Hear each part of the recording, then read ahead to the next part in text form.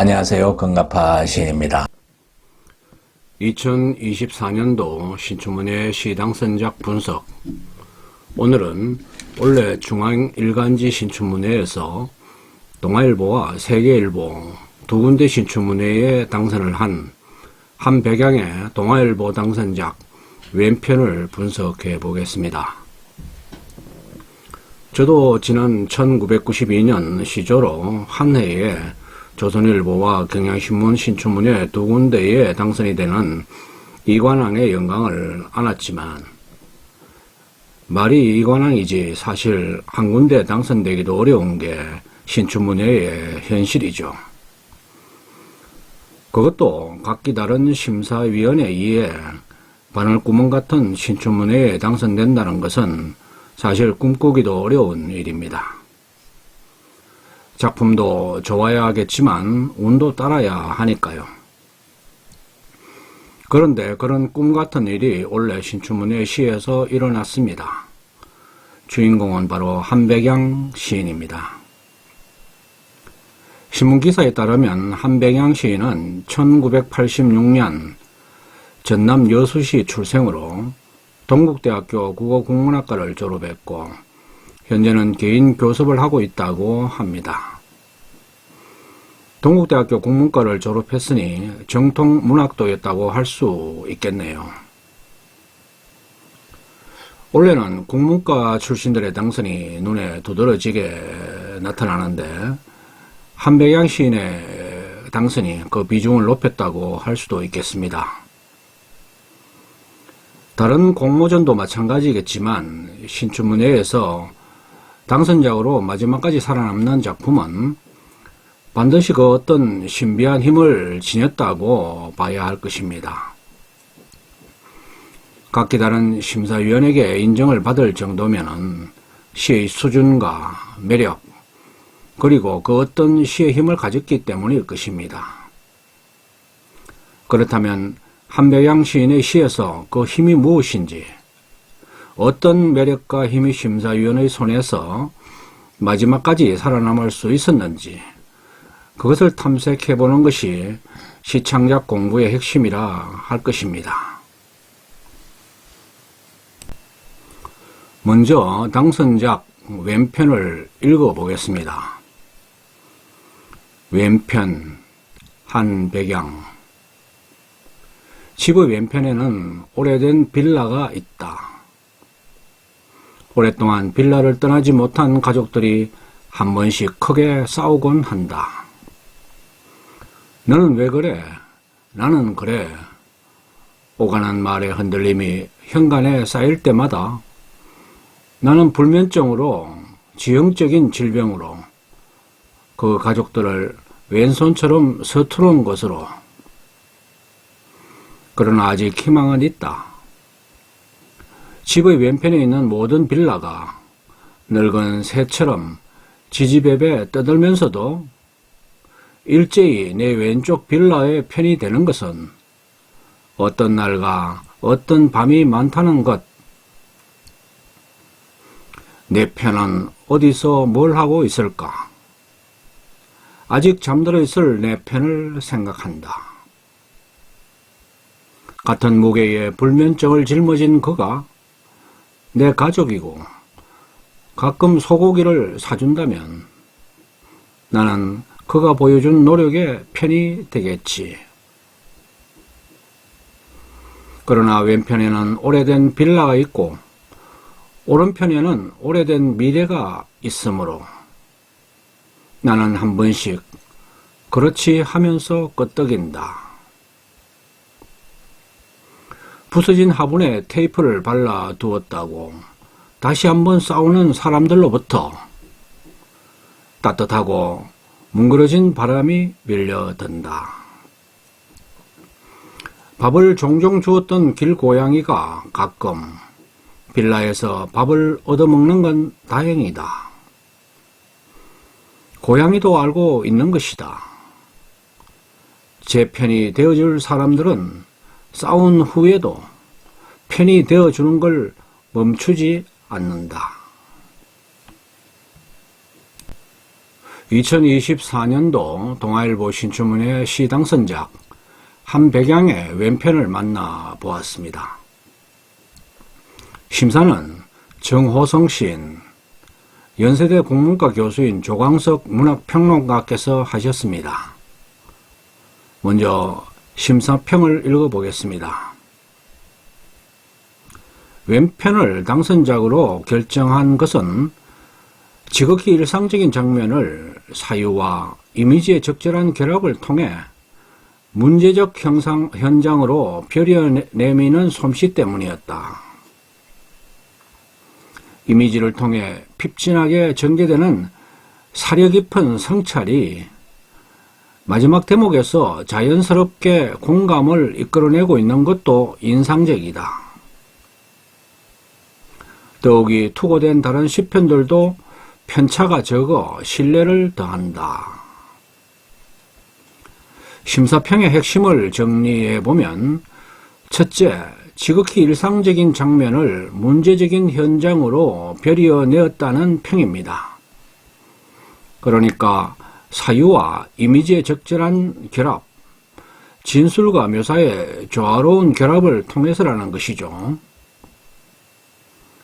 둘째, 핍진하게 전개되는 사려 깊은 성찰이 끝부분에서 자연스럽게 공감을 이끌어낸 점. 셋째는 투고한 작품의 편차가 적었다. 그러니까 응모 작품 모두가 우수작이었다는 뜻이죠. 이 심사평에서 둘째 항목이 시 끝부분에서의 반전을 통한 의미 도출과 확장에 관련되는 문제라면, 지극히 일상적인 장면에서 문제적인 현장을 벼려냈다는 앞부분의 평은 심사위원들이 이 시를 끝까지 손에서 놓지 못하게 한 그 어떤 신비한 힘이 아니었을까 생각됩니다. 그렇다면 일상적인 장면들이 어떻게 문제적인 현장으로 벼려졌는지 작품을 통해 살펴보겠습니다. 한백양의 당선작 왼편은 크게 4국면으로 구성이 됩니다. 도입부는 배경 설정으로 4개의 연으로 이어지는데, 어느 날과 어떤 밤이 많다는 것까지입니다. 도입부는 집의 왼편에는 빌라가 있고, 그 빌라에는 가끔씩 가족들이 싸우는, 화자에게는 조금은 불편한 대상인 사회적 약자인 서민들이 살고 있지만, 아직 희망이 있는 것은 지지고 볶고 하면서도 결국엔 모두 왼쪽 빌라의 편이 되는, 그러니까 서로가 다정한 가족이 되고 이웃이 되는 날이 많기 때문이라는 것이죠. 여기까지가 도입부인데, 진술과 묘사로 상황을 엮어가고 있지만 은유의 거리가 그렇게 멀지 않아 어느 정도는 진술의 의미가 읽힙니다. 이렇게 오래된 빌라의 이야기에서 모두가 왼쪽 빌라의 편이 되는 것까지 시상을 전개하다가 편이란 의미를 매개로 국면 전환을 꾀합니다. 내 편은 어디서 뭘 하고 있을까? 왼쪽 빌라의 편에서 내 편으로의 의미 전환이죠. 일종의 자기 성찰이라고 할 수 있겠습니다. 여기서 내 편은 다소 중의적인데, 빌라의 측면에서 내 편일 수 있고, 또는 사랑하는 사람, 또 내 편이 되어주는 가족 같은 대상일 수도 있을 것입니다. 같은 무게의 불면을 짊어진 그는 나처럼 오래된 이웃 빌라 사람들, 또는 왼손잡이처럼 불편한 대상으로 불면하는 내 가족과 같은 사람들이 내 편일 수 있겠죠. 그는 그러니까 내 가족이고, 또 그들이 소고기를 사준다면 그가 보여준 그러한 노력에 자신도 편성하고 그 편에 편성하게 될 것이라고 말합니다. 그런 다음 다시 국면 전환을 꾀하죠. 다시 왼편의 빌라 이야기로 돌아갑니다. 이제 왼쪽의 빌라는 앞의 도입부에서 보여준 아웅다웅 살면서도 그런 약자들이 결국은 서로에게 힘이 되는, 결국 한편이 되는 그런 빌라 사람들인데, 그것은 오른편의 오래된 미래에 대응하는 왼편의 빌라의 의미로 전환됩니다. 그러니까 앞에서 사유한 왼편 빌라의 오래된 약자들의 삶은 곧 오래된 미래라는 인식에 이르게 되는 것입니다. 오래된 미래는 우리가 잘 알고 있는 바와 같이 개발로 인해 균형과 조화를 잃은 산업사회가 지닌 모순을 치유하고 우리 인류가 지향해야 할 미래의 삶의 한 모습이죠. 화자의 그렇지 하는 수긍은 바로 왼쪽 빌라의 사람들의 삶의 모습이 그에 대응하는 오른편의 미래의 인류가 지향하고 맞을 모습이라는 것입니다. 이러한 진술 과정을 거쳐 이 시는 마무리를 향해 가고 있는데요. 마무리는 공감을 강화하는 방식의 의미 확장 기법을 구사합니다. 이 시가 말하고자 하는 핵심 주제는 부서진 화분에 테이프를 발라두었다고 다시 한번 싸우는 사람들로부터 따뜻하고 뭉그러진 바람이 밀려든다라는 구절입니다.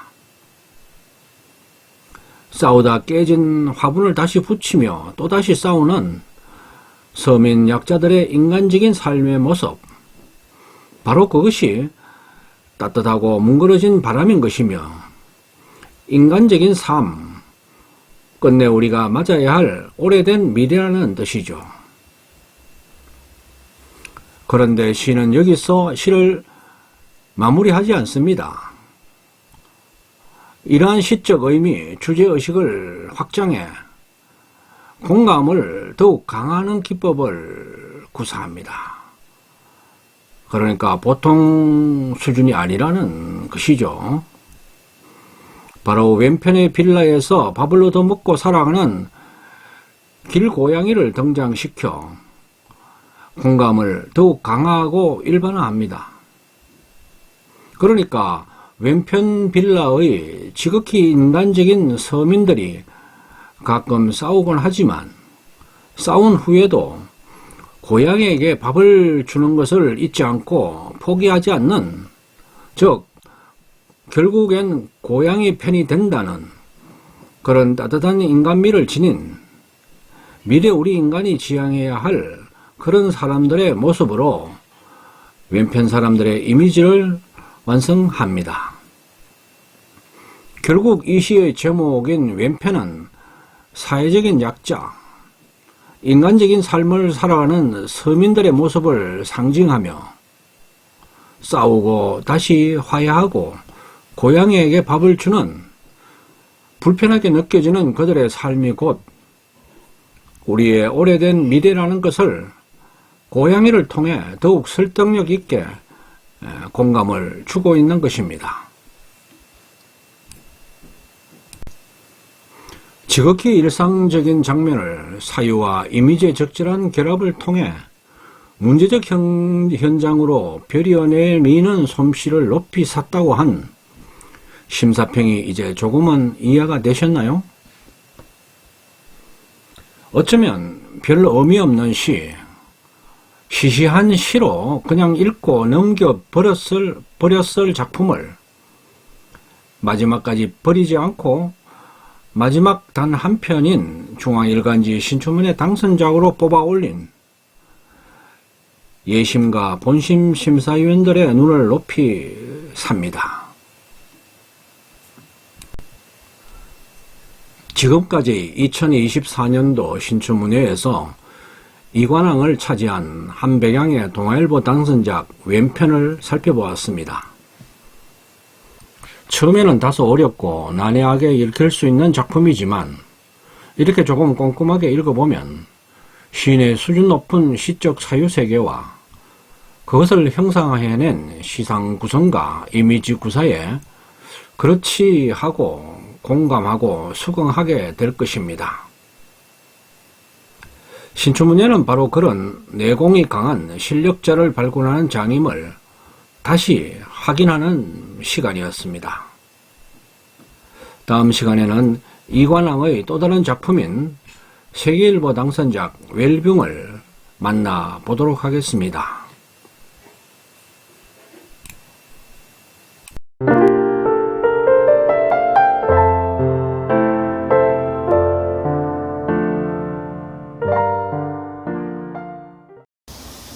아직까지 금가파TV를 구독하지 않으신 분은 지금 바로 붉은색 구독 버튼과 좋아요, 엄지척, 그리고 종 모양의 알람 설정을 해주시면 감사하겠습니다.